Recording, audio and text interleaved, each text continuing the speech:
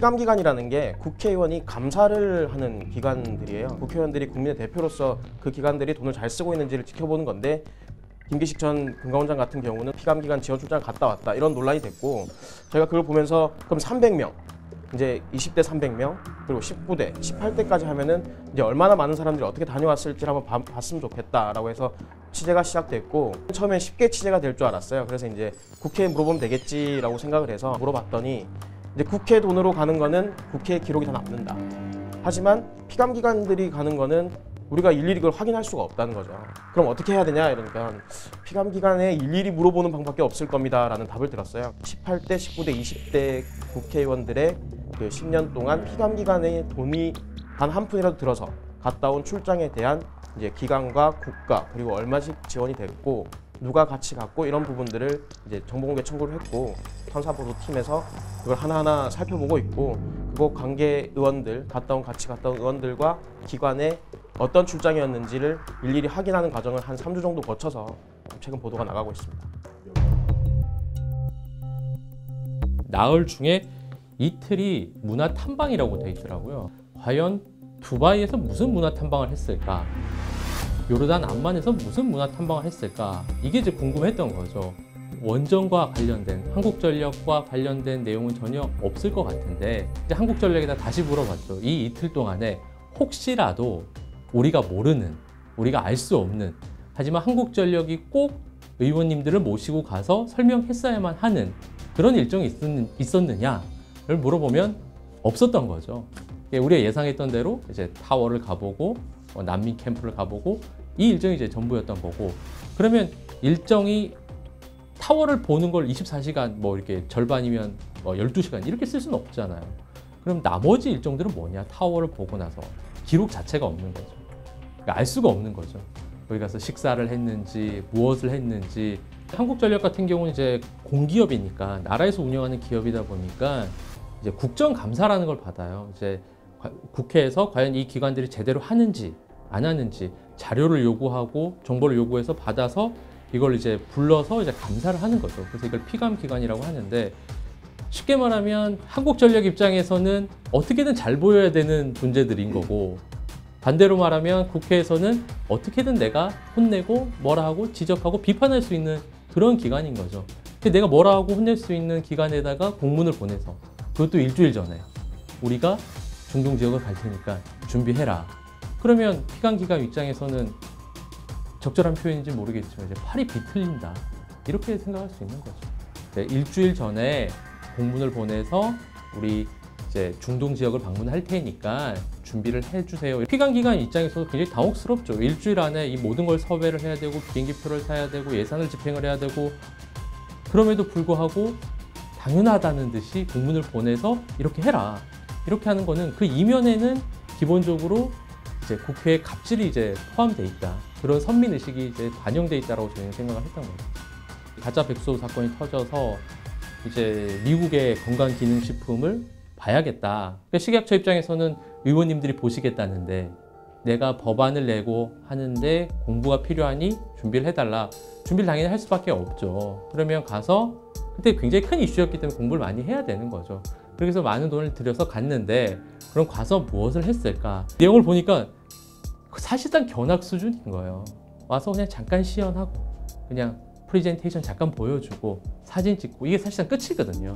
이 일정을 보고 제가 이제 의원분들한테 다시 물어봤죠. 예를 들어서 미국 식약처 가면 많이 보여줬죠? 라고 물어봤더니, 아니 그렇지 않다고, 엄청 통제가 심하고 보안이 심해서 돌아보지도 못했다. 그래서 다시 여쭤봤죠. 그러면 왜 가셨냐고. 답을 못 하시는 거예요. 그래서 이건 한국에서 하실 수 있는 거 아니냐. 뭐 그렇긴 한데 가기 전에는 그럴 줄은 몰랐다, 이런 식으로 대답을 하시는 거예요. 다른 의원님께는 물어봤어요. 가서 뭐 보셨냐, 어디 가셨냐 했더니 황당한 답이 돌아온 게, 38로스 북핵 관련돼서 논의했다. 이 출장은 분명 식약처 출장이고 건강기능식품 보기 위해서 간 거고, 실제로 공문을 봐도 거기서는 건강기능식품 혹은 전염병, 그때 이제 메르스가 돌았기 때문에 메르스와 관련해서 미국이 어떻게 돌아가는지 이 부분에 대해서 존스 홉킨스에서는 설명을 했다라고 얘기가 돼 있어요. 명시가 돼 있고, 실제로 식약처 담당자들도 그렇게 얘기를 했고, 그런데 정작 의원이 기억하고 있는 거는 전혀 무관한 북핵 관련인 거죠. 이분이 이제 복지위 소속인데 북핵을 미국 가서 논의했다? 이 돈을 들여서 갈 건 아닌 거죠. 2016년에 최경환 의원이 이제 경제부총리를 지낸 다음에 다시 이제 의원으로 일을 하고 있었던 시기였는데, 그 대외경제정책연구원이라고 이제 기재위 산하가 아닌 그 정무위 산하의 연구 기관이 있습니다. 여기는 국무조정실 산하의 기관인데, 최경환 의원실에서 이 연구원에 연락을 했다고 해요. 이런 출장을 기획하고 있는데 지원을 좀 요청한다는. 왜 의원이 직접 상임위도 아닌 기관에 연락을 해서 이렇게 하는지 연구원에서도 지금 답을 못해요. 그러니까 그때 담당자가 지금은 근무를 하고 있지 않기 때문이기도 하지만, 뭐 저희와 접촉했던 담당자는 그래서 왜 그랬는지 모르겠다 이런 답변을 하더라고요. 연구기관에서 출장을 다녀오면은 돈을 썼으니까 출장 보고서를 써서 내야 되잖아요.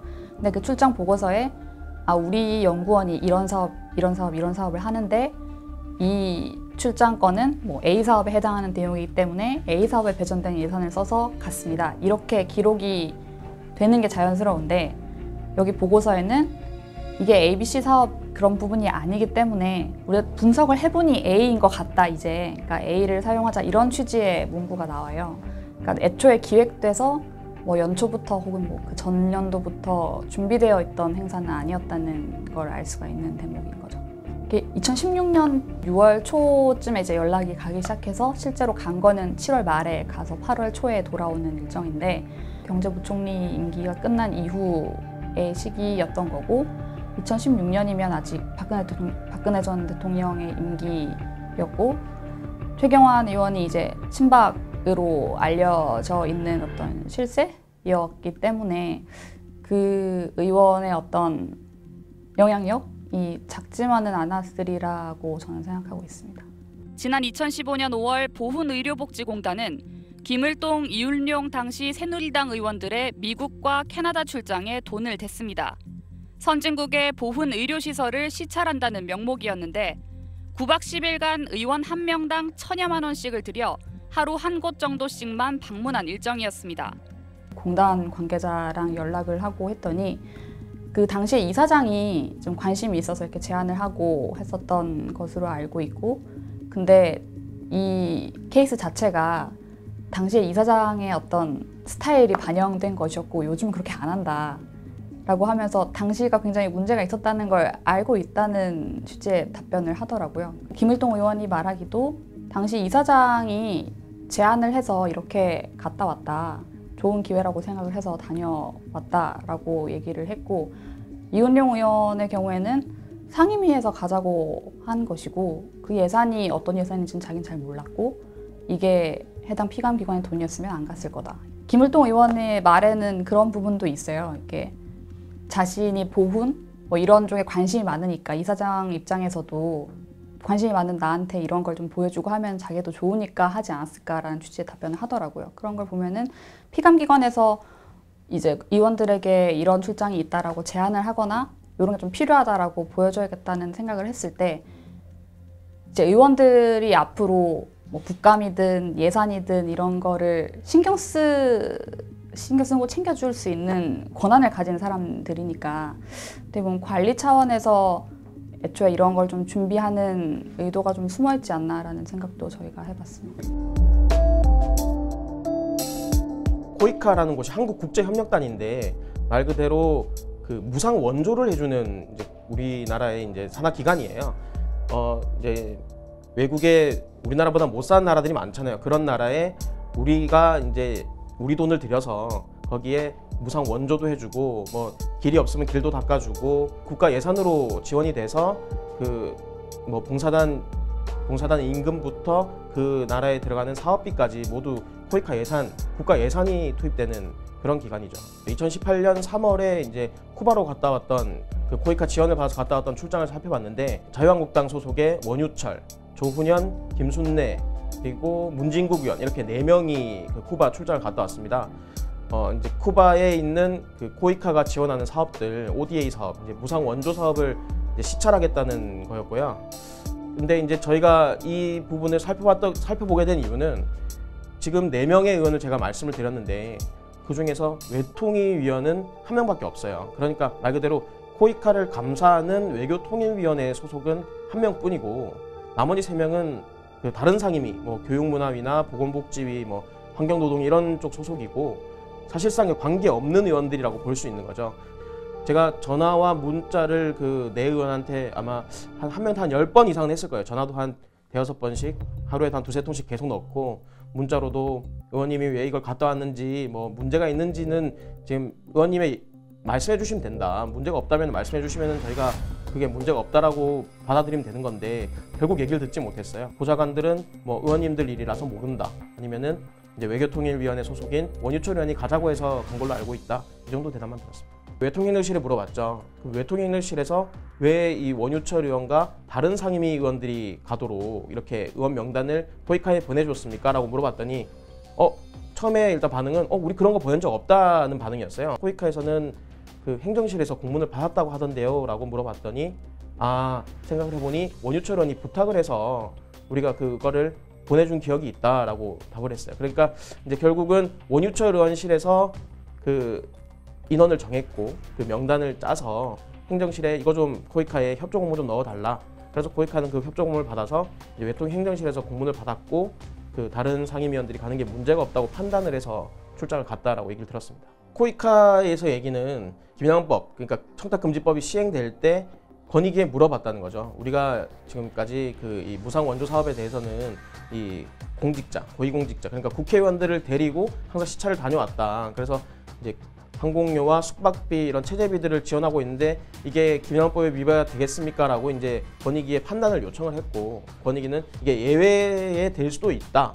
하지만 그 출장이 공무 성격이 있어야 되고 출장 목적과 출장 경위가 맞아야 되고 내부 결재까지 정확하게 해야 이 부분이 그 예외에 포함될 것이라고 보인다라는 답변을 줬었고 최근에 김기식 전 금감원장 사태가 벌어지고 박은정 국민권익위원장이 이제 정확하게 선을 그은 거죠. 피감기관 돈으로 가는 거는 이 업무 관련성을 부정할 수 없다는 거죠. 국회의원이 감사하는 기관에 그 기관 돈으로 가는 거기 때문에 그래서 그 부분에 대해서는 이제부터는 금지하겠다, 이제 위반된다라고 판단했기 때문에 했고요. 말 그대로 무조건 국회의원 데리고 가도 된다 그런 게 아니라 국회의원이 가더라도 그 공무 사업을 정확하게 맞춰서 외교통일위원회 그 가면은 왜 이분들이 가야 되는지에 대해서 취지에 맞게 해야 된다는 거였지. 그냥 무조건 뭐 다른 상임위원까지 그 의원 요청이 있으면은 의원 요청에 따라 지원을 해도 된다 이런 부분 아니었다는 겁니다. 지금 저희가 보도를 이어가고 있지만 아직 다 받지 못했어요. 아직 한 20-30개 기관 정도가 아직 답변을 주지 않았는데 그 기관들에서 또 다른 게 나오면은 그 기관에서 또 추가적인 내용을 취재를 하고 보도를 할 예정이고요.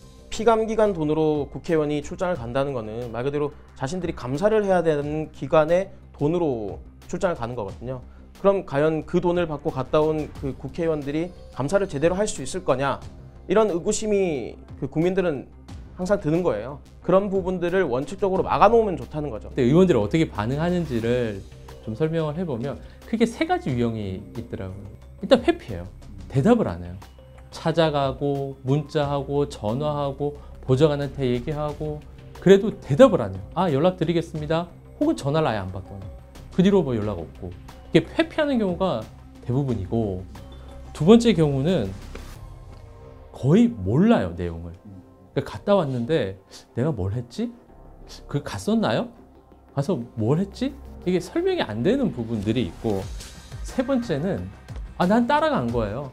그냥 오라면 오고 가라면 가고 이거는 예산을 이제 만드는 과정부터 실제 갔다 와서 이후에 어떻게 보고서를 썼는지까지 이제 언론이 관심을 가지고 계속 일련의 과정들을 지켜봐야 된다 그런 생각을 하게 됐어요. 국회의장실에서도 개선안을 좀 고민을 하고 있는 걸로 알고 있는데 국회의원들은 국회 예산으로 가고 그 부처나 기관 사람들은 뭐 계획된 그들의 예산으로 가고 이런 방식으로 개선안을 만들고 있는 걸로 알고 있습니다. 결국 국고에서 시작이 되는 거잖아요. 이거는 결국 국민 세금이라는 얘기고 그래서 저희 같은 언론들이 계속 보도를 하는 것도 이 돈이 허투루 쓰이면 안 된다라는 생각을 다들 하고 있기 때문이라고 생각하거든요. 지금까지 중에 관행적으로 그냥 했으니까 또 하는 거지라는 게 있다면 이번 기회에 바로 잡아야 될 부분이라고 생각합니다.